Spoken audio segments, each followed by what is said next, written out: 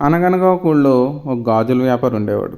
అతను ఉదయం అంతా గాజులు అమ్మి అమ్మి అలసిపోయి ఒక గుళ్ళోకి వెళ్ళి రెస్ట్ తీసుకుంటూ ఉన్నాడు.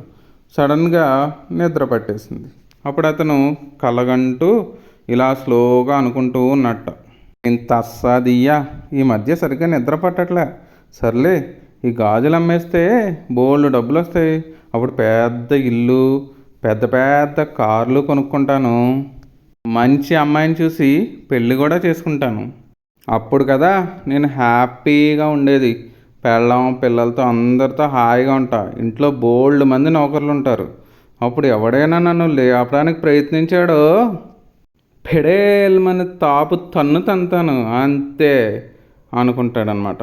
అలా అనుకుంటూ అనుకుంటూ నిజంగానే తన్నుతాడు. తన్నేటప్పటికి కాళ్ళ దగ్గరున్న గాజుల మూటని తన్నేస్తాడు. ఇంకేముంది, అందులో ఉన్న గాజులు మొత్తం ఫెడేలు ఫెడేలు ఫెడేలు అని పగిలిపోతాయి. అంతే.